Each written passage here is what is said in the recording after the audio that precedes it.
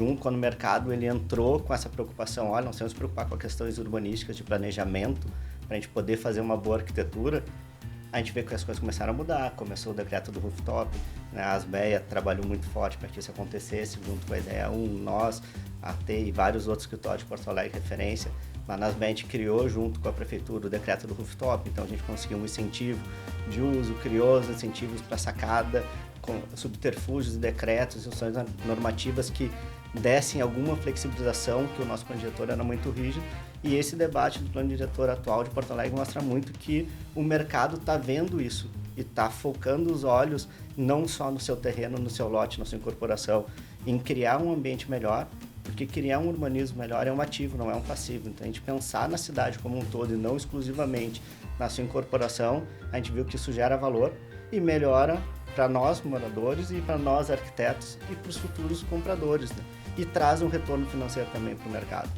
Então a gente vê que isso está mudando. Até a própria movimento dos bairros planejados do Brasil, que está chegando no Rio Grande do Sul, também mostra isso, que o urbanismo não é mais dissociado da arquitetura, coisa que era até há pouco tempo.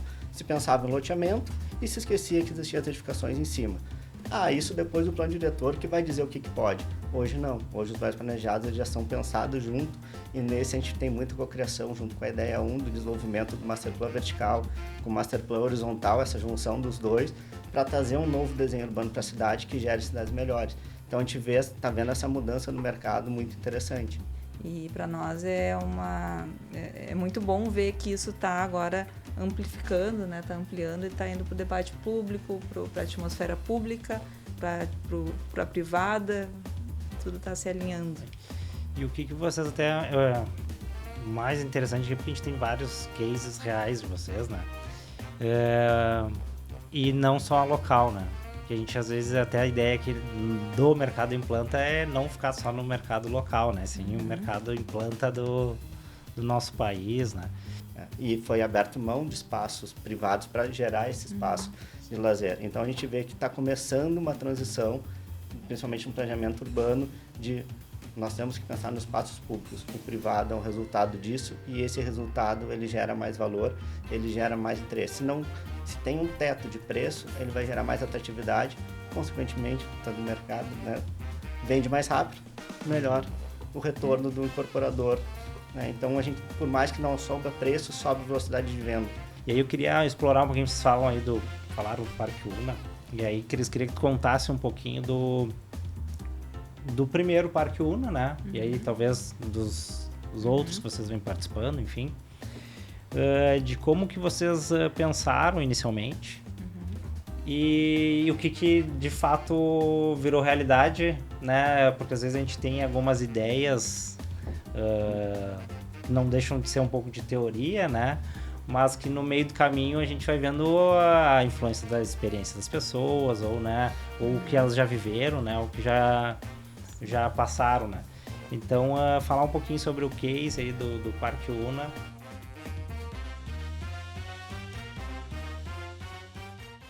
Fala pessoal, tudo bem? Estamos aqui mais uma vez com um episódio do Mercado Implanta e hoje o nosso olhar em planta vai ser sobre um tema que é o meu tema de formação, né? Sou arquiteto urbanista. Nós vamos falar bastante sobre arquitetura e urbanismo juntos, né? E para isso eu tenho dois grandes convidados. Um deles é o José Rodolfo Forque, o Rodolfo, da Peatonal Inteligência Urbana. Bem-vindo. Tudo bom, Mike? Prazer, bom estar aqui. A gente está se conhecendo hoje, né? Então, prazer. E falando também com a arquiteta Cristina Martins, da Ideia 1, com quem eu tenho o prazer também de fazer alguns trabalhos aí, né? Junto com a Melnick. E a gente vai fazer esse bate-papo. Isso aí, obrigado pelo convite. Um prazer também estar aqui com vocês. Então, muito obrigado, né, pelo convite, por aceitarem o convite aí da gente fazer esse episódio. Um episódio para mim que ele tem muito significado, né? Eu ainda me considero um arquiteto e urbanista, né? Apesar de hoje não projetar, e sim ficar nos bastidores. E a ideia aqui é começar esse nosso bate-bola falando um pouquinho da carreira de vocês, o início, como foi lá a formação, trajetória, vocês se apresentarem, né? E aí depois a gente vai encaminhando aí o nosso tema principal, que é arquitetura e urbanismo e os seus cases reais. Certo, como um bom gentleman, né? A gente deixa a primeira palavra às mulheres para começar a apresentação.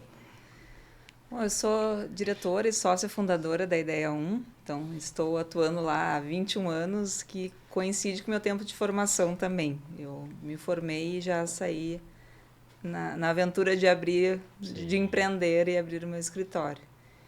E desde então a gente vem entendendo cada vez mais que o nosso foco de atuação é o mercado imobiliário. Isso já faz algum tempo aí que a gente se especializou nessa área. Hoje em dia, 99% dos projetos do escritório são para o mercado imobiliário, em residenciais, uso misto, comerciais. E é isso, estamos se desenvolvendo, crescendo no setor.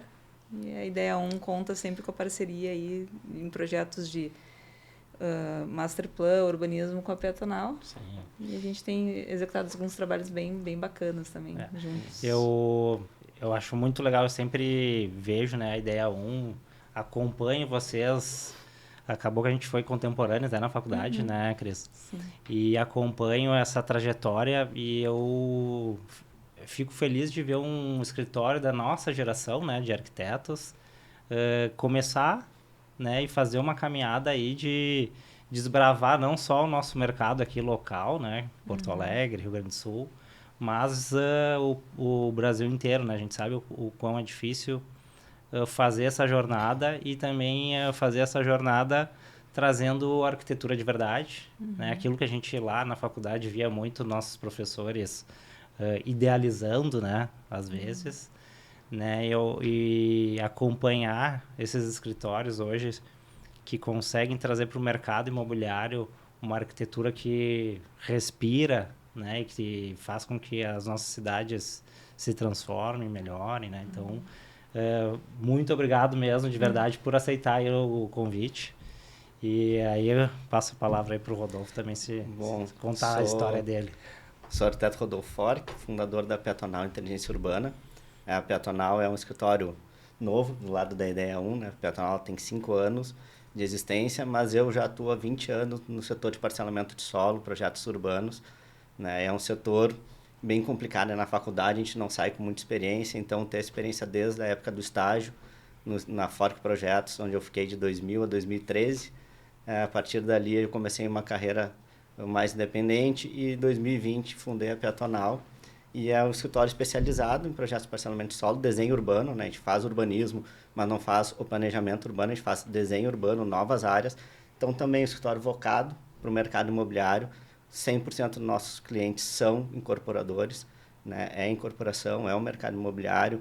Hoje está em voga a questão do urbanismo, dos bairros planejados, de criar bem-estar, de gerar novos valores. Então, a Peatonal ela vem com esse viés, né? Criar espaços urbanos humanos, né? Focados nas pessoas e no bem-estar. Então, a gente trabalha hoje, a gente vem com uma expansão nacional, né? Faz 2 anos que a gente está fazendo, a gente está atuando de norte a sul do Brasil, trabalho em Manaus, Alagoas, Santa Catarina, Minas Gerais, Rio Grande do Sul. Então, a gente vem nessa expansão nacional, apresentando para o mercado nacional o que a gente faz de bom aqui no Rio Grande do Sul, que o mercado não conhece, né? Então, a gente tem a Ideia participa junto com a gente lá na DIT Brasil, que é uma associação nacional de desenvolvedores imobiliários, e quando eles conheceram os cases do Rio Grande do Sul, que a Ideia traz, que a gente traz, eles ficaram maravilhados, tanto que a gente tem missões técnicas do Brasil inteiro vindo para cá para conhecer. E às vezes a gente fica aqui no canto, no sul do Brasil, no nosso mundinho, e não esquece de apresentar o que a gente faz para o restante do Brasil. Acho que o Mercado Implanta, como podcast, como divulgação, vai ajudar a gente a mostrar o que a gente faz de melhor aqui no Rio Grande do Sul para todo o Brasil. Sim, muito legal. E, né, também agradecer aí o Rodolfo por aceitar o convite. E também, né, para quem não sabe, eu trabalhei quase 10 anos com o pai do Rodolfo, né, o Rudi Fork, fundador da Fork Projetos, um escritório que trabalhava com urbanismo, né, e deixou um legado aí no nosso litoral e interior do estado de muitos condomínios e muito loteamento, né. E boa parte da minha formação profissional, como profissional de verdade, assim, tem a participação aí do Rude Fork e do Rodolfo, né? E foi um período que eu fui bastante feliz de criar, de, né, participar das criações ali e viver esse mundo desde o final da faculdade até boa parte aí da primeira metade da minha carreira. Então, dadas essas apresentações, né, vamos para o nosso tema aí, arquitetura e urbanismo, e os nossos cases reais. E para mim, acho que é um bate-bola muito fácil, porque eu estou aqui com duas pessoas que já também co-criaram, né, de certa forma, né, ou pegaram uma parte do que já estava criado e implantaram outras coisas, né. E aí a ideia inicial aqui é a gente falar assim, né, arquitetura e urbanismo como partes de um mesmo sistema e não disciplinas isoladas. Como é que vocês enxergam essa questão da arquitetura quando tu tem que já um plano diretor já definido, enfim, seja até num loteamento, num condomínio ou propriamente no mercado imobiliário, né, na cidade em si? Como é que vocês enxergam a contribuição da arquitetura para o urbanismo e a contribuição, o que o urbanismo deixa de contribuição para uma boa arquitetura? Então, deixo essa pergunta inicial aí para a gente ir desdobrando. A gente fazendo essa relação do urbano da arquitetura, a gente começa que o mercado, a gente percebe que ele vem mudando, né? Basta a gente ver os debates que aconteceram do último diretor de Porto Alegre, né? O anterior debate, o mercado imobiliário praticamente não acompanhou de perto, né? Tanto que o plano diretor ele veio e hoje a nossa cidade ela é um reflexo do plano diretor dos anos 90, né? Com a arquitetura refletindo, quem olha e pergunta por que Porto Alegre é todo igual, né? E a gente vê que junto quando o mercado ele entrou com essa preocupação, olha, nós temos que nos preocupar com as questões urbanísticas de planejamento para a gente poder fazer uma boa arquitetura. A gente vê que as coisas começaram a mudar, começou o decreto do rooftop, né? A Asbeia trabalhou muito forte para que isso acontecesse, junto com a Ideia 1, nós, a AT e vários outros escritórios de Porto Alegre referência. Lá na Asbeia a gente criou, junto com a prefeitura, o decreto do rooftop, então a gente conseguiu um incentivo de uso, criou os incentivos para sacada, com subterfúgios e decretos, instruções normativas que dessem alguma flexibilização, que o nosso plano diretor era muito rígido. E esse debate do plano diretor atual de Porto Alegre mostra muito que o mercado está vendo isso e está focando os olhos não só no seu terreno, no seu lote, na sua incorporação, em criar um ambiente melhor, porque criar um urbanismo melhor é um ativo, não é um passivo. Então, a gente pensar na cidade como um todo e não exclusivamente na sua incorporação, a gente viu que isso gera valor e melhora para nós moradores e para nós arquitetos e para os futuros compradores, né? E traz um retorno financeiro também para o mercado.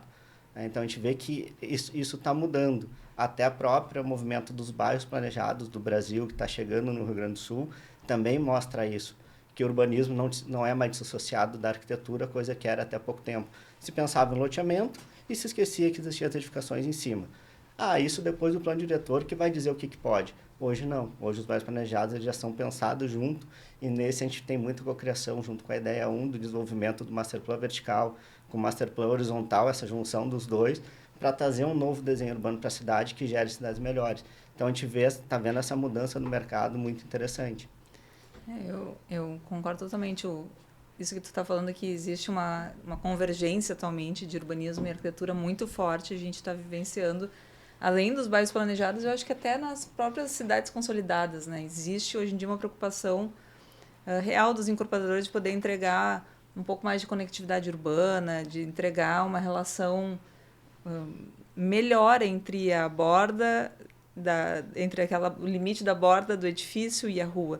E eu vi, tanto no plano diretor, que o antigo era muito pensado para dentro do lote, e o novo já está explorando muito mais as relações com a cidade, do edifício com a cidade, assim como já o reflexo na prática mesmo. Então, a gente entender que e eu acho que isso faz parte do DNA da DE1 também, de poder, talvez até por estar trabalhando com bairros planejados já há muito tempo, né? A gente já está no Parque Una de Pelotas lá há 15 anos. Então, a gente está hoje em dia nos principais bairros planejados do país. Assim, se a gente pegar, citar, a gente vai estar em 80% dos bairros planejados, com Master Plan vertical, com arquitetura. E então a gente tem essa veia de urbanismo e arquitetura conectadas muito forte. E para nós é muito bom ver que isso está agora amplificando, né? Está ampliando e está indo para o debate público, para a atmosfera pública, para a privada, tudo está se alinhando. E o que vocês até... o mais interessante é porque a gente tem vários cases reais de vocês, né? E não só local, né? Que a gente, às vezes, até a ideia que do mercado implanta é não ficar só no mercado local, né? Sim, o mercado implanta do nosso país, né? E o que vocês enxergam, assim, de coisas que vocês conseguiram tendo trabalhos fora daqui, né? Ter novas visões ou ver a cultura diferente, enfim, não sei, lá eles tratam de uma forma diferente que permite mais a criatividade, mais a flexibilização, ou aqui, daí vocês citaram a questão do plano atual, que ainda, né, é vigente, mas tem várias, vamos dizer, flexibilizações, que a gente acabava se encaixotando num gabarito, e aí por isso dos prédios iguais, né? Então, das relações iguais da edificação com a rua, né? E isso acaba que tem aquela fala, né?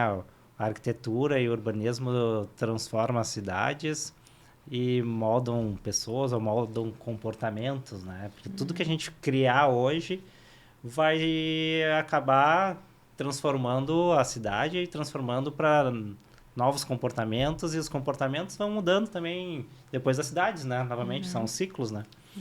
Então, como é que o que vocês, dentro dessa expansão dos escritórios, vamos dizer assim, vocês enxergaram como diferente e que hoje vocês, quando voltam para o que vocês estão fazendo aqui, vocês acabam, aquilo lá que eu vi acabou evoluindo na minha criação, né? Tudo, né? O Brasil é um país de dimensão continental, então, assim, tem diferença em todos os aspectos. Para começar, pelo plano diretor, a gente percebe, assim, Porto Alegre, aqui, específico Porto Alegre, tá? Mas a gente tem um dos menores índices de aproveitamento, né? Coeficiente de aproveitamento que a gente trabalha, acho que é o mais baixo, assim, em âmbito nacional e até Rio Grande do Sul. Se passar pela parte de produto mesmo, né, de planta baixa, tem muita diferença também de disposição, passando pela churrasqueira, passando por integração, tem muita diferença de sistema construtivo também. Então, a gente tem regiões que são mais industrializadas, tem regiões que são menos industrializadas, tem regiões que são mais conservadoras, tem regiões que são regiões mais abertas. E até mesmo dentro do Rio Grande do Sul a gente consegue perceber algumas diferenças entre cidades e mercados. Assim. Então, cada nova praça, hoje em dia a gente está atuando aí em mais de 40 cidades brasileiras, mais de 12 estados brasileiros. Cada nova praça que a gente vai atender é uma imersão não só em legislação, mas em cultura. Para nós é muito importante entender da cultura local, do mercado local, além da questão específica do projeto. Né? Essa questão cultural, ela impacta bastante. Daí, quando a gente começa a pensar em desenho urbano, ela tem um impacto bem grande. Assim, a gente percebe questão de tamanho mínimo de terreno, tamanho de caixa viária, mas o que mais impressionou, que a gente pega mais para a região central do país, centro-oeste, sudeste, é a preocupação deles com a multiuso, né? De múltiplas. Nosso pensamento sempre foi que um loteamento de terrenos para casa, ou um loteamento de um bairro para verticais, mas nunca pensando a questão do multiuso, da centralidade do resto. E lá eles têm uma preocupação mesmo no pequeno loteamento, no pequeno empreendimento, esse pensamento, não, nós precisamos ter onde é que vai estar o comércio, onde é que vai estar a pracinha, muitos lugares pedem, e a igreja, o centro evangélico, onde é que a gente vai colocar isso no nosso loteamento, onde é que as pessoas vão ir para fazer esse convívio. Eles têm essa preocupação um pouco maior. A gente era muito preocupado aqui no Sul com o produto específico daquele projeto, sem se preocupar com o que vai acontecer com o entorno. E começou um movimento bem forte nesse sentido, né? A gente vê que mais da região Santa Catarina para cima, ali pegando, essa preocupação com as áreas públicas se tornaram muito mais importantes, né? O pessoal até diz lá para cima, gente, quando a gente fala de um parcelamento de solo, a gente não projeta terrenos, a gente projeta espaços públicos. Os terrenos é o resultado desse espaço público. Aqui no Sul a gente ainda tem muito viés do terreno, da área privada, quanto que vai ter, e a gente percebe que essa qualidade de espaço público, ela gera valor para o teu espaço privado e tu consegue ter essa recuperação de uma diminuição de área privada, de área de venda, com uma melhoria de um espaço. A gente trouxe exemplo, o Rio Grande do Sul virou referência com o Parque Una, que a Cris comentou, nacional com o bairro planejado Parque Una, mas é um case isolado dentro do Brasil. Se não, o Parque Una não tivesse aquela área do Parque Central, do espaço de convivência da Casa Una, de integração com a comunidade que vive ao lado do bairro, ele não teria o valor que ele tem hoje. E foi aberto mão de espaços privados para gerar esse espaço de lazer. Então, a gente vê que está começando uma transição, principalmente no planejamento urbano, de nós temos que pensar nos espaços públicos. O privado é um resultado disso e esse resultado ele gera mais valor, ele gera mais interesse. Se tem um teto de preço, ele vai gerar mais atratividade, consequentemente, está no mercado, né, vende mais rápido, melhor o retorno do incorporador. Né? Então, a gente, por mais que não sobe preço, sobe velocidade de venda. E às vezes a gente vê que o nosso incorporador daqui, ele tem a cabeça um pouco fechada nesse pensamento de abrir o espaço para as áreas públicas, de investir um pouco mais. O Fabiano Demarco. Não só de deixar de abrir mão de VGV, mas de investir no espaço público. Né? E às vezes o Fabiano Demarco falou uma coisa que eu achei muito interessante, principalmente nos empreendimentos maiores. Quanto o pessoal gasta para fazer um showroom? 1 milhão, 2 milhões? Quanto que eles gastam para botar o play na frente do showroom? A área que vai trazer as crianças. Meu showroom é o mais barato que eu puder. O play é o mais caro que eu puder investir. Eu vou gastar 2 milhões no play e o showroom vai ser o resultado. Porque as pessoas vão trazer as crianças para brincar no play. Quando elas vierem, elas vão dizer, opa, mas esse lugar é legal de vir morar. Eu vou querer morar aqui. E aí o meu preço no metro quadrado é mais alto. Não é o showroom que trouxe a pessoa para lá. É uma área de convívio, de lazer, que trouxe as pessoas para viver aquele espaço. E quando a pessoa vive aquele espaço, gera automaticamente o interesse. Hoje, o Parque Una é um dos pontos mais valorizados do Brasil inteiro. Todos os Parque Unas que eles dão é sucesso de venda.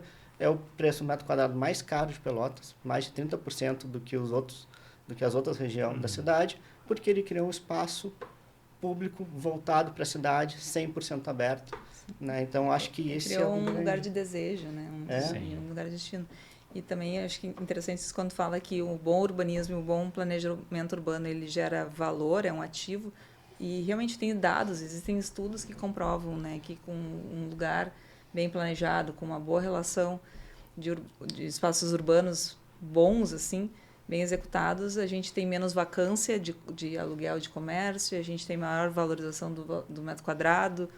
Então, automaticamente, a gente reverte isso em fatores econômicos, fatores sociais e tange tudo que é o aspecto da vida humana, né? E nesse sentido, uma praça que eu acho que é referência nacional, está despontando numa dos crescimentos mais rápidos e com esse viés, é Santa Catarina, Florianópolis. O pessoal da Urbana, né, que fez o Pedra Branca, que agora estão fazendo vários empreendimentos, fizeram o Primavera, eles estão transformando Santa Catarina e o setor público Santa Catarina ele está incentivando esse tipo. Cara, e tu olha todos esses empreendimentos novos que estão fazendo, todos têm praça pública no térreo. Privada, porém aberta ao público. Eles não têm fechamento nos espaços. Fechamento são os prédios. Os olhos na rua, né, que a gente, Jane Jacobs já falava lá no século passado, os olhos na rua traz segurança. Eles estão mostrando que isso faz. A gente está aqui do lado, basta a gente andar 500 quilômetros, a gente está lá em Florianópolis, para ver cases reais acontecendo de um novo urbanismo, de um novo vínculo, né, do urbano e da arquitetura, dessa sinergia, como isso gera valor e traz retorno para o mercado imobiliário. E tudo gira, no fim, tudo gira em torno de pessoas, né? Então, tu gerar vitalidade para aquele local é imprescindível para tu... Hoje em dia, a gente está passando por um processo em Porto Alegre de não conseguir mais atrair tanto público e, inclusive, de estar perdendo, né, a população. Isso é muito ruim para todos os sentidos, né? Para a densidade, para o urbanismo.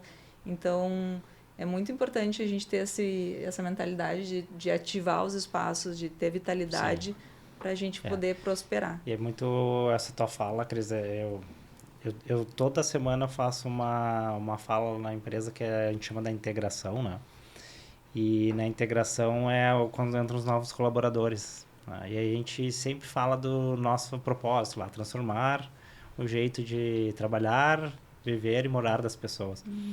E aí eu dou o exemplo do Pontal, né? Pontal que era na nossa... Quando a gente estava na faculdade lá, o que era aquela zona do Pontal. E, claro, teve vários debates, vai para um lado, vai para outro, né? Mas vamos pensar no que ficou lá agora de legado, né? E tem muito disso que vocês falaram um pouco, né? O quanto o privado, que virou público, está gerando de atratividade para a cidade, né? Sim. Eu participei de um prêmio da Guardian, que era com o case do Pontal, né? A gente estava concorrendo lá. E aí encontrei uma empresária ali do Uruguai e ela me perguntou, qual é a tua empresa, né? Eu trabalho na Melnick, enfim, vim representar aqui eles, a empresa, né? E aí ela, o Pontal, eu fui para Porto Alegre depois de muitos anos e vi que como transformou a cidade. Claro, tem toda aquela parte da orla ali, né? Que com certeza a prefeitura vem investindo. Mas ela fala, parece que não tá em Porto Alegre, né? Assim, como a gente tem essa coisa de, parece que tu não tá em Porto Alegre, né? Mas, é aqui e é um pouco disso que tu tá falando lá do Passeio Primavera. São coisas privadas, mas que se tornam tão públicas que a gente tem dúvida, né? De ser público ou privado. Né? São abertas, né? E no fim a gente viaja às vezes para isso, para poder caminhar em espaços públicos de qualidade. A gente sai daqui para isso. E aí esse acho que um dos objetivos dos escritórios, dos incorporadores, né? Tornar a cidade, que é a nossa praça, como algo que valorize, né? Valoriza para as pessoas que estão vivendo, valoriza o comércio, valoriza tudo, né? E esse é uma das peças-chave da nossa profissão, né? É a gente trazer benefício para bem-estar para as pessoas. E aí eu queria explorar um pouquinho, vocês falaram do Parque Una, e aí queria que tu contasse um pouquinho do primeiro Parque Una, né? E aí talvez dos outros que vocês vêm participando, enfim. De como que vocês pensaram inicialmente e o que de fato virou realidade, né? Porque às vezes a gente tem algumas ideias que não deixam de ser um pouco de teoria, né? Mas que no meio do caminho a gente vai vendo a influência da experiência das pessoas, ou, né? Ou o que elas já viveram, né? O que já passaram, né? Então, falar um pouquinho sobre o case aí do Parque Una, as escolhas que foram lá no início e o que vocês privilegiaram depois pensando no que seria arquitetura, né? Porque é um jogo que vai e volta, né? O urbanismo vai dar a possibilidade de potencializar a arquitetura e aí a arquitetura potencializada ela vai dar mais valor para o urbanismo, né? Com certeza. No Parque Una, a gente, quando chegou lá, era tudo mato mesmo, mas assim, o urbanismo não é nosso. O urbanismo é de uma empresa de São Paulo e quando a gente chegou lá, o loteamento já estava posto. E a gente atuou até fazendo algumas análises assim das quadras, mas no âmbito mais de quadra, para poder definir matrículas, do que no próprio desenho urbano, né? Então, a gente não atuou no desenho urbano. E a gente, quando entrou lá, a gente começou a se perguntar, junto com os desenvolvedores, que é a Idealiza, qual que seria... Que estilo de bairro planejado a gente estava querendo para o Parque Una, né? A gente tinha poucas referências no Brasil até então, acho que a principal delas era Pedra Branca. E Pedra Branca, em Santa Catarina, da cidade de Pedra Branca, lá é um novo urbanismo bem purista, assim. E tem regras muito específicas e as edificações elas têm linguagem parecida, os materiais são parecidos. Então, acho que o primeiro processo de decisão foi esse, entender se a gente queria ir por essa linha de fazer as edificações conversarem entre si, criar uma identidade do bairro, ou se a gente queria criar algo diferente. E a gente foi para a linha de criar algo diferente de Pedra Branca, com mais diversidade. Então, a gente iniciou trazendo diversidade de usos, de linguagens, de materialidade. Então, esse foi um primeiro ponto. A gente, desde o início, sabia que era importante a gente trabalhar com todas as premissas de novo urbanismo, né? De ser um bairro caminhável, de trazer essa diversidade de uso, de ter valorização para as pessoas, de trazer fachadas ativas, de ter boa conectividade urbana, de não ter gradil entre os lotes.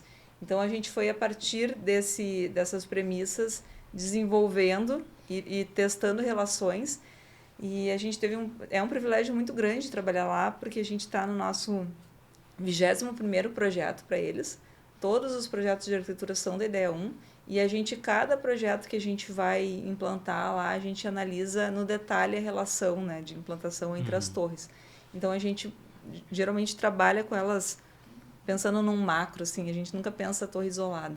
A gente sempre pensa na quadra, como que elas vão se relacionar, como que a gente vai amarrar aquelas matrículas, aquelas relações de base, principalmente. Mas vocês chegam a ter essa liberdade no meio do caminho agora de mexer na matrícula e nas bases, sim. E aí, conforme vai configurando, vai... Isso, vamos costurando.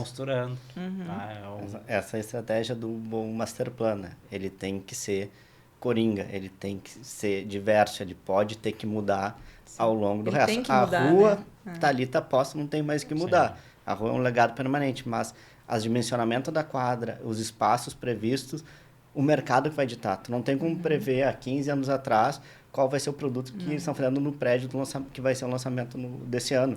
É impraticável. Então, o Master Plan tem que dar direcionamentos, diretrizes básicas, Master Plan mesmo, né? Como o nome diz.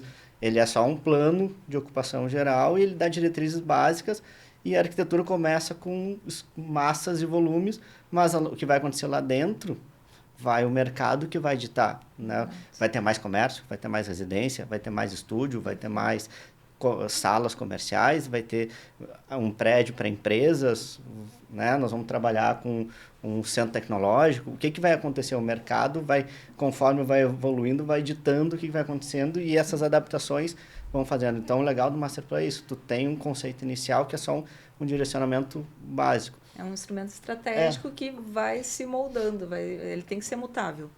E aí a gente vai ajustando, vai corrigindo a rota. E o grande negócio dessa questão do mercado imobiliário é o incorporador, ele não tem a expectativa do retorno do primeiro empreendimento dele. Sim. Ele está gerando valor para o land bank que ele tem. Ele tem land bank para 15, 20 anos. O primeiro produto dele é para pagar o custo, ele ter menos exposição de caixa. Né? Mas aonde ele vai começar a ganhar dinheiro é ao longo dos anos. Né? Ele não pode estar pensando, vou fazer um master plan de... Ali era 20 hectares, mas às vezes são um pouco maiores. Fazer um master plan de 50 hectares e eu quero que o meu primeiro empreendimento dê a lucratividade e a taxa de retorno e a TIR de um produto independente. Não, a conta nunca vai fechar.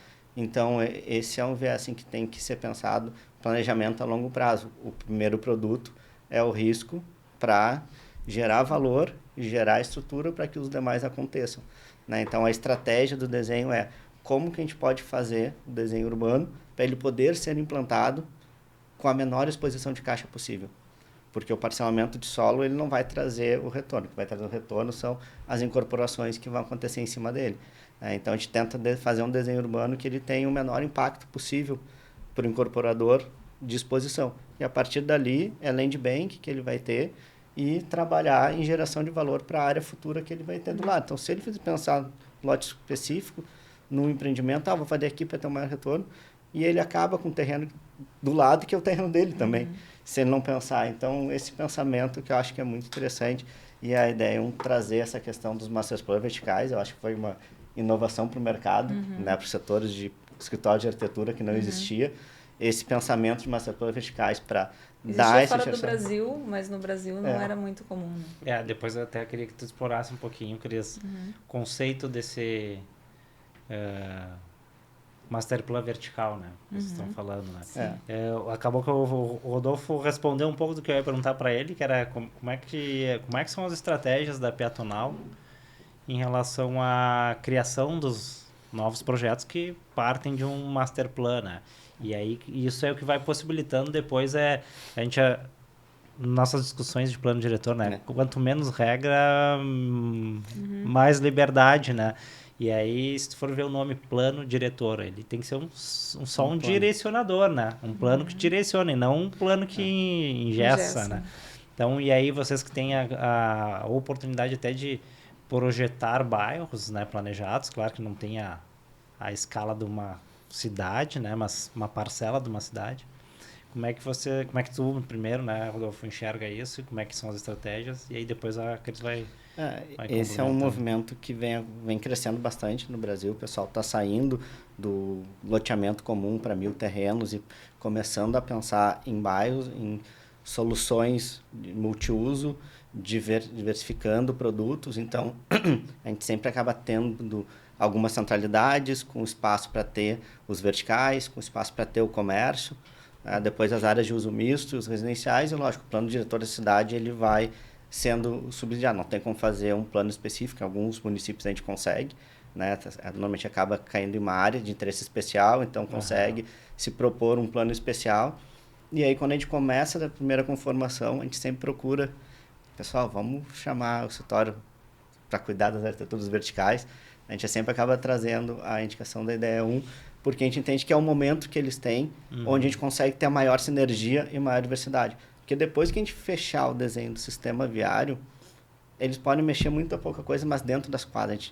A sinergia, ela diminui. Então, a gente tenta trazer eles desde do princípio para que a gente possa fazer, né? Então, as estratégias, elas são isso. Pensar primeiro os espaços públicos, aonde que nós vamos criar as centralidades, as atratividades, as pessoas vão ir viver, e aí começa a se distribuir o restante das áreas privadas, né? Então, essa é uma estratégia que a gente quando utiliza. vocês falam, aí a ideia 1, ela entra e vai moldando a parte de volumes. É basicamente isso, Cris? Sim. Até antes de falar eu me lembrei um pouco quando a gente estudava, nós três somos contemporâneos, né, da faculdade. Quando a gente estudava urbanismo na faculdade, a gente olhava aqueles mapas fundo-figura, que era geralmente o que predominava nos mapas da cidade eram os espaços públicos, e as edificações eram ali só alguns pontos, sim, assim, sim, né? sim. Então é muito legal essa tua visão, é quase que um retorno realmente ao urbanismo pré-modernismo ali, né? Mas sim, a gente não trabalha com urbanismo, a gente não trabalha com essa parte toda que o Rodolfo é expert. Sim. A gente trabalha realmente dentro do que já está posto como o lote, assim, né? Como a quadra, digamos. E aí a gente traz a nossa expertise do mercado imobiliário para simular, então, as volumetrias, as relações volumétricas, os afastamentos, tudo pensando a melhor forma de liberar visuais, de a gente conseguir melhor insolação para as torres, né? Que uma não atrapalhe a outra. E principalmente pensando na amarração e na costura dessas bases para que a gente possa ter um streetscape interessante ali, uma fachada legal de base. Relações volumétricas, a gente vai trabalhar então com até 5 pavimentos mais próximo da rua, depois vamos recuar, ou não precisa, vamos trabalhar uma torre. Então, isso tudo a gente vai começando a desenhar. E a partir desse desenho, a gente volta para a matrícula, e aí, com o desenho das torres já colocadas, a gente ajuda, então, a incorporação a desenhar as matrículas certinhas para poder partir para o desmembramento.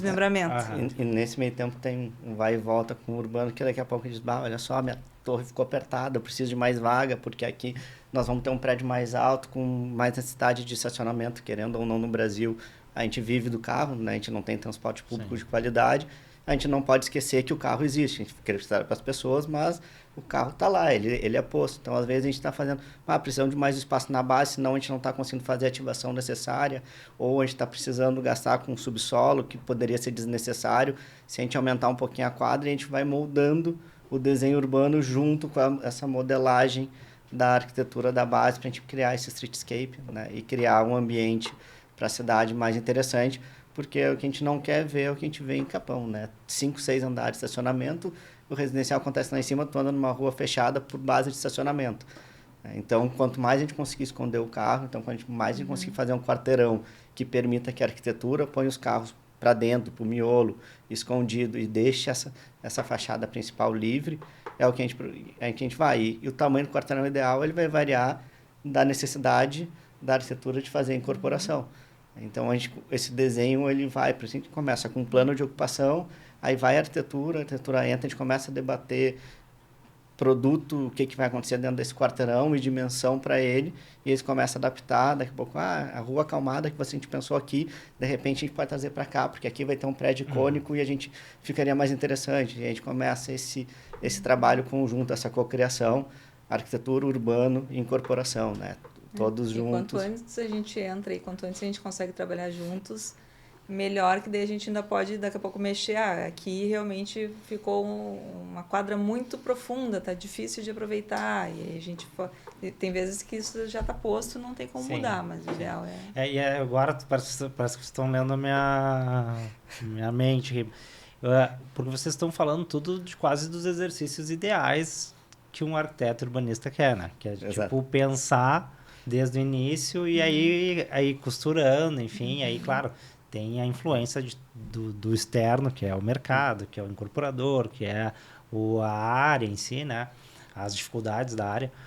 Mas aí indo do macro para o micro, literalmente, né? Do urbanismo para a arquitetura, e aí, mas não esquecendo do urbanismo.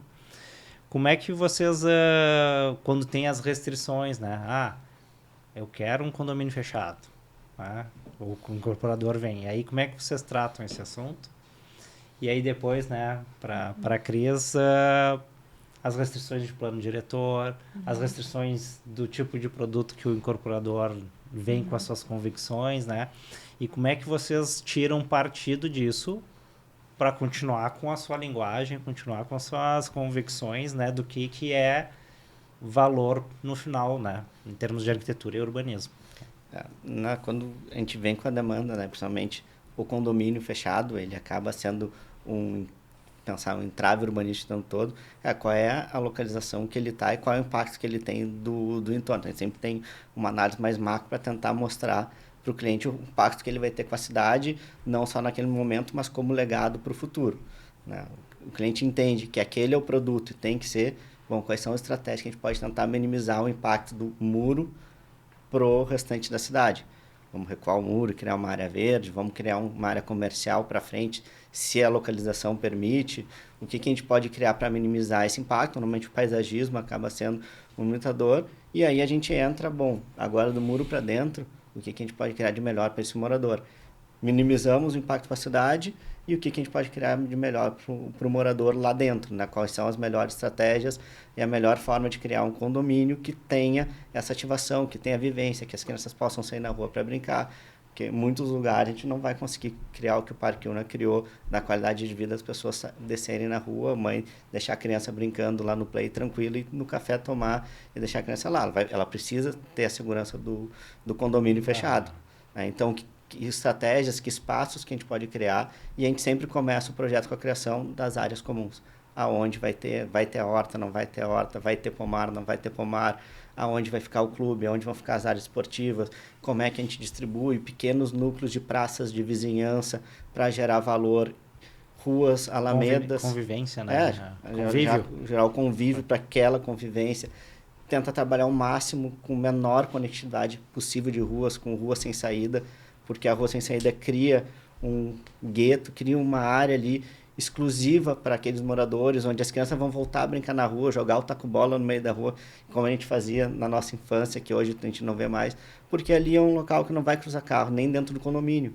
Né? Então a gente tenta criar pequenos núcleos de convívio, distribuindo e com uma hierarquia viária, que a pessoa, quando o visitante entra lá, ele consiga, né, ficar, não, aqui eu estou na rua principal e aqui são os espaços, né, mais restritos de convívio. Se eu entrar aqui, eu vou entrar devagar, porque pode ser uma criança a qualquer momento para a rua, então a gente tenta criar esses espaços. Aí a gente acaba esquecendo um pouco, olha, a cidade terminou ali, a gente fez o possível dentro desse cenário que nos passaram, e lá dentro vamos trabalhar o que a gente consegue trazer o melhor do urbanismo para gerar esse convívio. Mas é sempre como a gente está pensando no loteamento. Primeiro as áreas comuns e depois as áreas privadas. Primeiro os visuais, a qualidade de vida, e aí os terrenos eles vão se colocando nesse meio e gerando esses espaços de lazer, que é o que a gente, se for por quem tem condomínio litoral, amigos já foi, percebe isso, né? Para qualquer terreno tem uma vista diferente de outro, tu não tem uma repetição. A gente trabalha muito com traçado orgânico, né? O traçado orgânico incentiva as pessoas a saírem na rua caminhar Não é aquela rua que tu entra e olha 2 quilômetros para frente, uma linha reta, tu não chega, caminha, não vê o fim. Ela é uma curva, tu tem sempre uma motivação, sempre algo novo acontecendo. Então, a gente procura trabalhar com essas estratégias para gerar valor para o que está ali dentro, né? Mas, sempre possível, a gente tenta trazer algo de alguma centralidade, algum equipamento público de área de uso público na frente para fazer, né? Então, resumindo, é sempre pensando mesmo no privado, é pensando no que vai ser público nesse privado, exatamente. Né? Então, que é o que gera convívio, né? É as pessoas convivendo que vão... São pessoas, que vão né? trazer valor. As pessoas geram cidades. Porque os muros separam, né? Os espaços Sim. aproximam. Sim. E aí, Cris, a parte assim das restrições, né? E eu acho que vocês têm um trabalho assim que é incrível, né? O quanto vocês conseguem criar a identidade de vocês, né? Então, a gente enxerga lá, ó, aquele projeto é da ideia 1, dentro de todas as restrições. E como é que são essas estratégias de vocês, né? Como é que a gente cria com diferentes demandas, diferentes convicções de empresários, né? Trazer essa linguagem que sempre a gente, né? A identidade do escritório, né? A gente fez um outro episódio também com 2 arquitetos, que era o Cadu e o Ivo, falando sobre arquitetura autoral, né? De certa forma, mas na parte da unifamiliar, né? Residência casa, sim. que aí tu tem mais restrito ainda, né? Ou tem mais identidade ainda, né? Mas quando tu faz pro mercado imobiliário, como é que tu busca marcar a tua identidade? Eu acho que essa pergunta tem muitas camadas, assim, e eu acho que dá para começar dizendo que hoje em dia a gente já é procurado, assim, por incorporadores, desenvolvedores que querem também atuar de uma forma positiva, propositiva e que querem transformar as cidades com impacto positivo, né? Então, acho que esse é um ponto que, para nós, a gente já, assim, é muito difícil chegar um incorporador no escritório querendo algo diferente, assim, ou algo que... Do que vocês já fazem. Sim. Exato. Então, mas uma coisa, então, que a gente entende que é um ativo do escritório, assim, que a gente começou a trabalhar, por exemplo, em regiões que tem...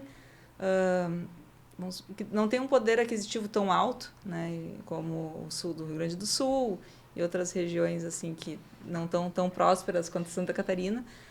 E a gente conseguiu fazer um exercício de criatividade muito grande para mesmo tendo algumas limitações econômicas, digamos assim, trazer uma boa arquitetura, conseguir driblar algumas coisas do plano diretor, esconder a garagem e conseguir trazer essa autoralidade, a arquitetura qualificada, mesmo quando o orçamento não é tão alto. E eu acho que quem começa por aí, e no outro caminho é muito mais fácil, né? Sim. Então, assim, a gente já vem atuando então, no mercado imobiliário há muito tempo e agora a gente atua em diversas praças, com diversos budgets diferentes e a gente consegue sempre trazer a boa arquitetura. E assim, e quando a gente entra em restrições do incorporador, para nós isso não é um problema, porque a gente, desde o início, trabalhou de uma forma muito colaborativa no escritório. A gente gosta de escutar o cliente. Para nós, o cliente ele não é um entrave, não é um impasse. A gente gosta de escutar a visão do cliente, porque ele está ali, chegou ali por algum motivo, né? Ele consegue ver, tem uma visão importante que a gente tem que escutar. Mas a gente também gosta de trazer para a mesa que a visão do incorporador ela é uma das visões dentro de um contexto. E a gente sempre gosta de trazer a visão do usuário, do público final, da pessoa. Sim. Então, eu acho que isso deixa o nosso debate mais tranquilo com os incorporadores. Porque eles entendem, eles não nos veem como um arquiteto que quer colocar a sua assinatura, o seu ego acima do que a empresa quer fazer. E sim como um arquiteto que está preocupado realmente de fazer uma coisa de qualidade para o usuário final, que está querendo gerar valor para o empreendimento, dar retorno para o empreendimento, mas está querendo deixar um legado para a cidade. Então, acho que essa visão acaba ajudando bastante nas nossas tratativas. E, enfim, tem algumas batalhas, às vezes a gente perde, nem todas a gente ganha, mas a gente encara isso com bastante tranquilidade, assim. Né, o bacana dessa diversidade que vocês vivem no dia a dia, né? De liberdade versus a restrição, é que acho que vai também somando, né? Quando tem a liberdade, tu também vai pensando. Talvez lá no futuro alguém tenha alguma restrição de poder fazer algo fora da caixa, né? E só para complementar, daí nos bairros planejados, né, que eu acho que a gente trabalha em contextos urbanos e bairros planejados. Nos bairros planejados, aí eu acho que a gente tem um fator bem positivo, que os primeiros bairros planejados que aconteceram no Brasil aconteceram com pessoas bem ousadas. Sim. E com bastante propósito de melhorar a cidade. Então, essa é a régua que está no mercado hoje em dia. Uhum.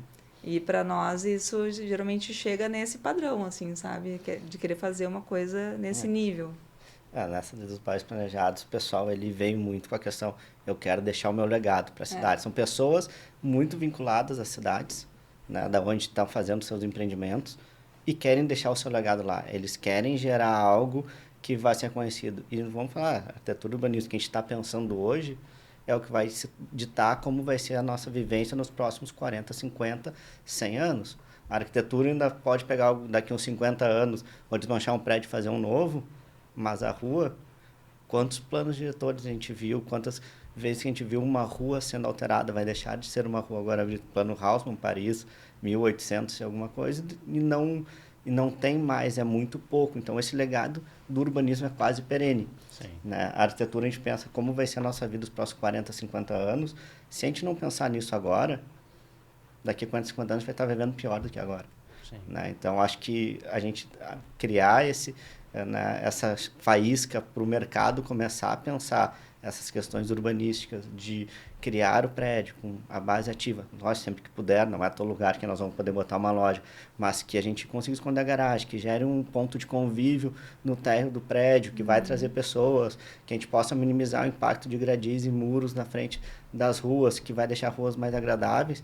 Isso vai nos ditar como é que nós vamos viver, como é que nossos filhos, nossos netos vão viver na nossa cidade daqui para frente, né? E se a gente não pensar nisso agora e achar que está sempre ruim, está tudo ruim, os bairros, os condomínios fechados, os grandes condomínios de prédios fechados, os grandes condomínios de terrenos fechados são ruins, mas se a gente não pensar em algo diferente agora e começar a sair da caixa, é assim que essa cidade que os nossos filhos, né, que os nossos netos vão receber. Então, acho que essa faísca que o mercado está trazendo para o debate, essa junção da arquitetura do urbanismo, de pensar as pessoas, pensar a cidade, é o que faz diferença para o nosso mercado, né? Ele falou fachada ativa, nem sempre pode ser uma loja, mas nem sempre precisa ser uma loja. Sim. A gente acabou de entregar, junto com a Maio Joma, para mês passado, um empreendimento que era garagem no térreo e a gente deixou um espaço ali, deve ter assim, uns 2 metros de largura na frente, que a gente criou uma varanda. E a gente colocou ali uns bancos, umas mesinhas. Então, para trazer aquela ideia de, pô, é gostoso tu sentar na varanda do prédio, tu sentar para tomar um chimarrão, final de tarde, ver o movimento da rua, né? As gentilezas urbanas, né? E até, quebrando um pouquinho nosso roteiro aqui, para mim a pandemia, ela teve um marco, né, de disrupção comportamental, enfim, e acho que isso vocês devem ter sentido nas demandas de projetos de urbanismo, demandas de arquitetura. Vou dar exemplos que vocês viveram, né? Na parte de urbanismo, o boom dos loteamentos, das pessoas querer voltar a morar em casas, né? Na parte dos verticais, a sacada, né? A questão das varandas, né? De ter mais espaço aberto. Tu falou um pouquinho que a gente tem que pensar, né, Rodolfo, no que vai ser daqui 20, 30, 40, 50 anos. O que vocês enxergam de possibilidades? Vamos fazer exercício de futurologia, né? Depois, se a gente acertar, a gente joga na Mega Sena também, né? Mas o que vocês enxergam, assim, do que vocês estão pensando hoje, que são as demandas futuras, né? Dentro do que vocês vêm projetando ou do que você... Né? O urbanismo é projeto para só de aprovação, às vezes é 5, 10 anos. Um produto imobiliário, seu ciclo completo, desde a concepção, também 5 anos no mínimo, né? Pegar período de construção. Sim. Então, como é que vocês enxergam, assim, tentando fazer um exercício de futurologia, do que são as demandas da sociedade daqui 10 anos, 20 anos, que vocês têm que pensar no projeto hoje?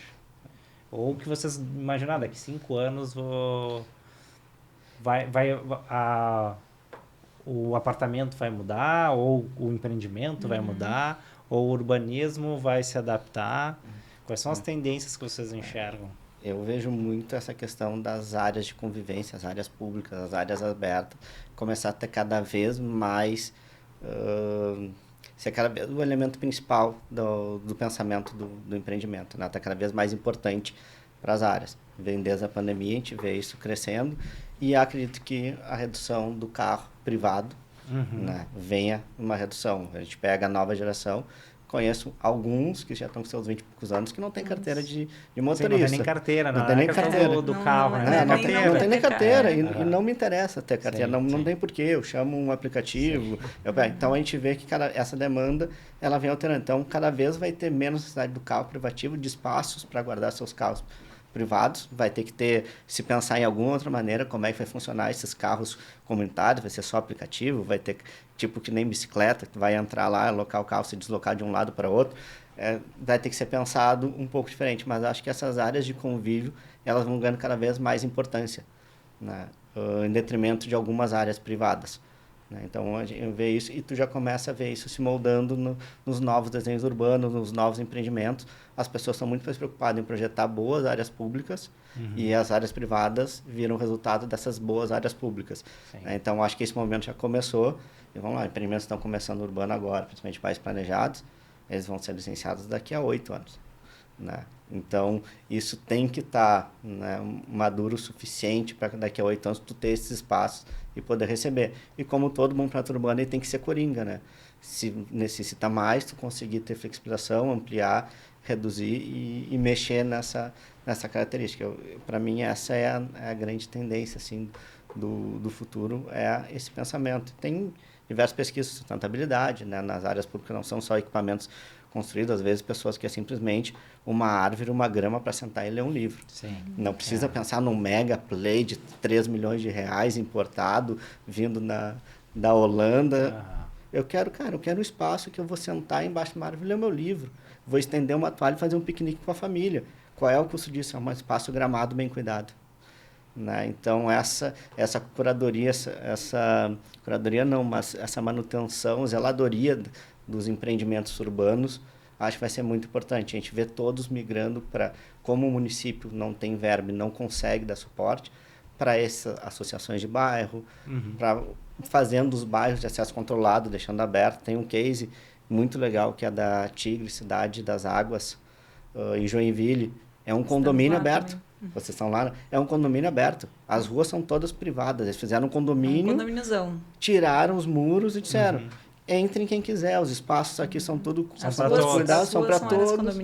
As ruas são áreas condominiais. É um loteamento que, na real, é um condomínio aberto. Para eles terem essa zeladoria e esse cuidado com as áreas públicas que o município não vai ter.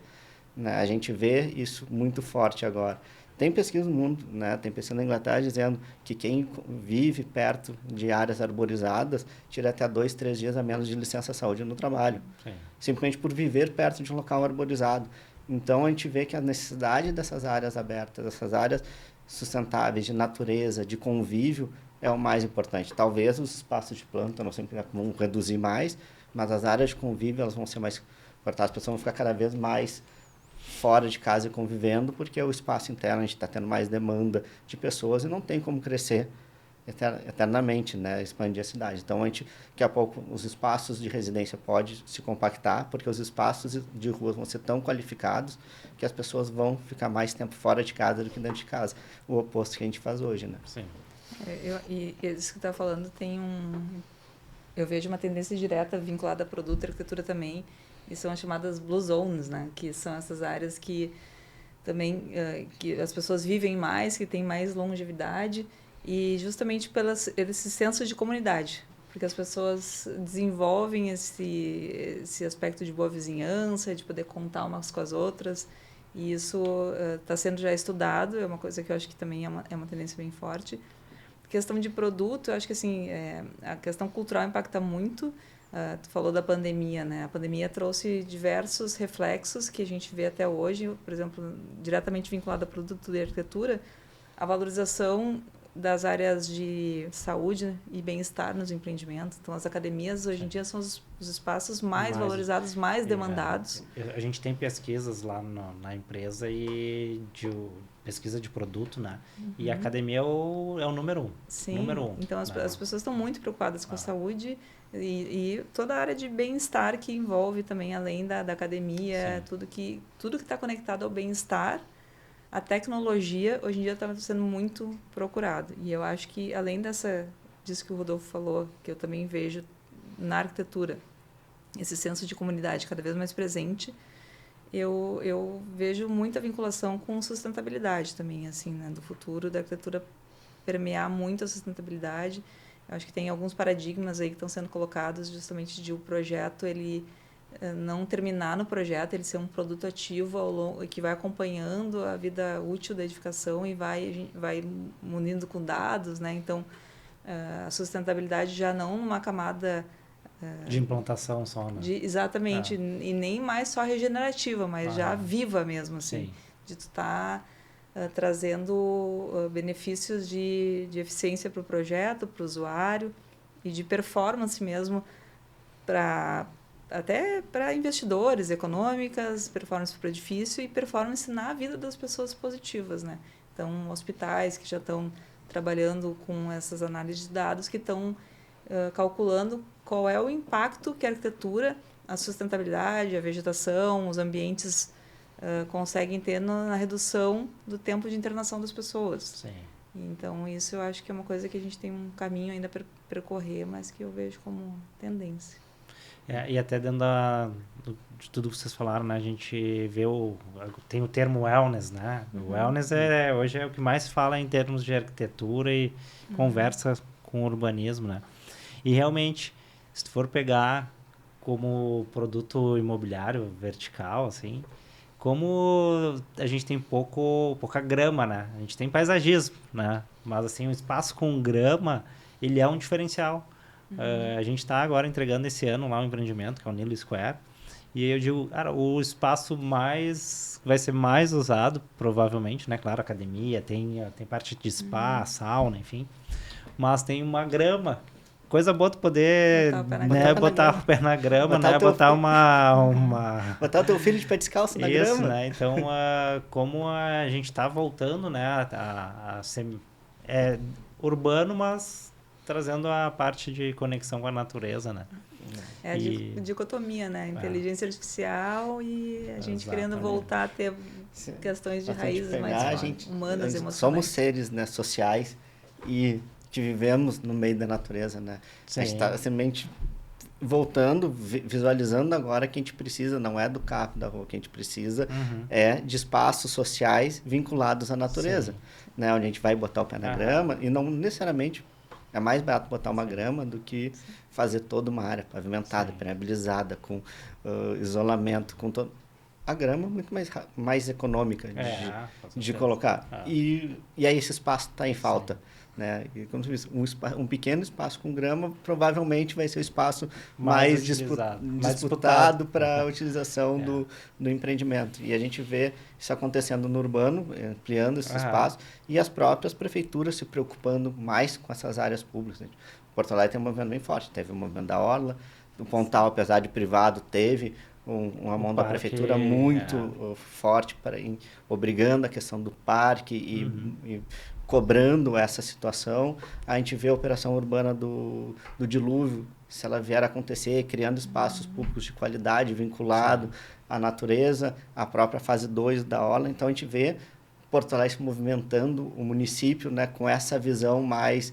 nós temos que pensar no futuro da cidade, aonde as pessoas vão conviver, aonde as pessoas vão se conectar com a natureza.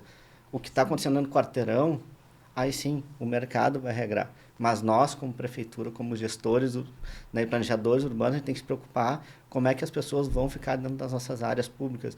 E isso estava esquecido, né? A gente vê essa mudança em Porto Alegre muito recente. Isso é um movimento nacional, assim. A gente vê vários municípios do Brasil com esse movimento. Uma coisa que eu acho interessante também, tu falou conexão botar o pé na grama, né? E eu acho que eu vejo uma tendência também, um movimento mais natural de não valorizar tanto daqui a pouco uma oliveira centenária, não sei, e sim poder plantar uma jabuticabeira, uma árvore mais local, mais nativa, que vai dar frutos, que vai gerar um... Sim.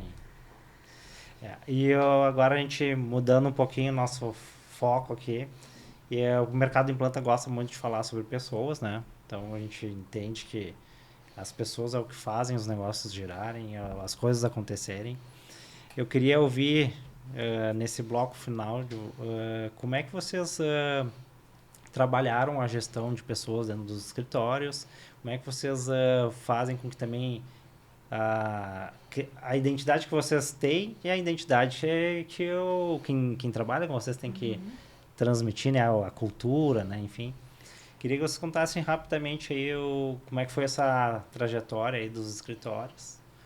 Eu posso começar falando. Acho que para quem trabalha, como a ideia é um trabalho, imagino que como a Peatonal trabalha também, acreditando muito na conexão, né, entre arquitetura, pessoas, a gente não tem como atuar na gestão de pessoas de outra forma, a não ser também com esse cuidado e com essa forma mais humana mesmo de trabalhar. Então, para nós, lá no escritório, a parte do clima do escritório, da conexão, do ambiente é, assim, um dos pontos principais, um dos valores principais que a gente tem lá de desenvolvimento de liderança, desenvolvimento de pessoas. E é um dos pontos de maior dificuldade do meu dia a dia. Eu trabalho bem vinculada a essa parte de gestão de pessoas lá do escritório, né? Eu não sou RH, mas eu trabalho supervisionando a parte de gestão e de clima e de cultura. Então, eu tenho muito prazer, assim, em fazer isso.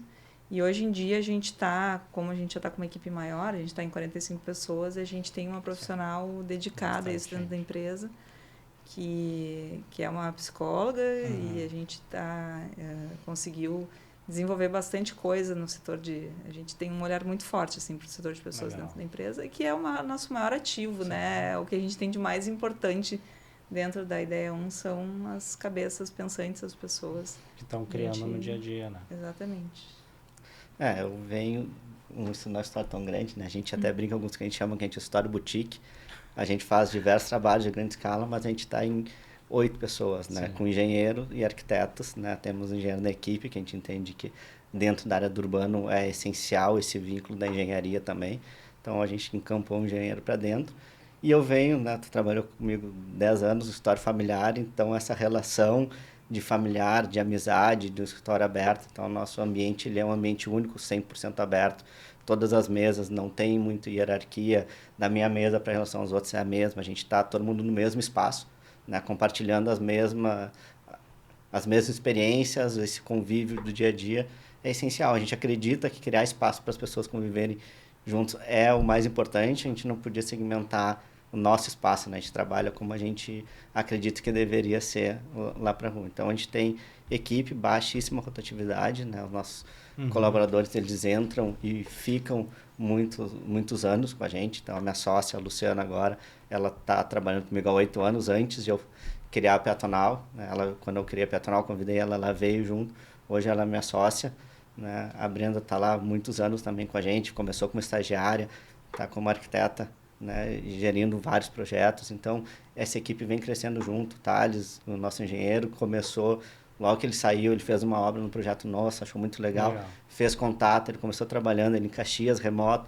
Hoje ele vem, ele é presencial. Então, a gente tem esse vínculo, né, com pessoas e as pessoas vêm e vão ficando. O escritório vai crescendo conforme vai vindo a demanda. Como falou, o trabalho urbano ele é muito longo, a gente tem muito altos e baixos de fluxo. Então, a gente consegue trabalhar vários projetos simultâneos com uma equipe enxuta, diferente da arquitetura, que tem uma linearidade e uma continuidade de projeto muito próxima, assim, tu não tem muito esses espaços de paradas. No urbano a gente tem. Então, a gente consegue tocar diversos projetos simultâneos com essa equipe mais enxuta. A arquitetura tem uma demanda na parte executiva muito grande, né? De trabalho... Sim. Eu tinha um chefe que dizia que a arquitetura é 90% transpiração e 10% inspiração. Eu acho que o trabalho tem muito disso, né? Muito trabalho, né? Vocês chegaram aqui com muita transpiração, mas claro que com inspiração, né? E aí eu vou, né? A gente vai a conversa dava para fazer mais 2, 3 episódios, né? E a gente está se encaminhando aí para os finalmente. Agradecer imensamente aí a participação de vocês. Saio,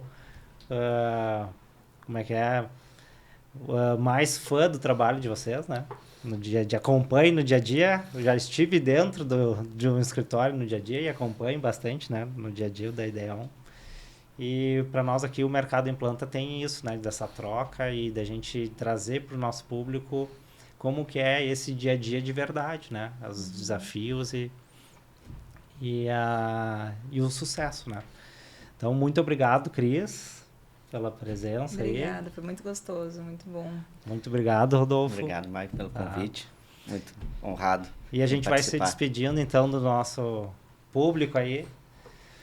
Esse foi mais um episódio do Mercado Implanta, onde a arquitetura, o urbanismo, seus cases reais, a construção civil e o produto imobiliário se encontram.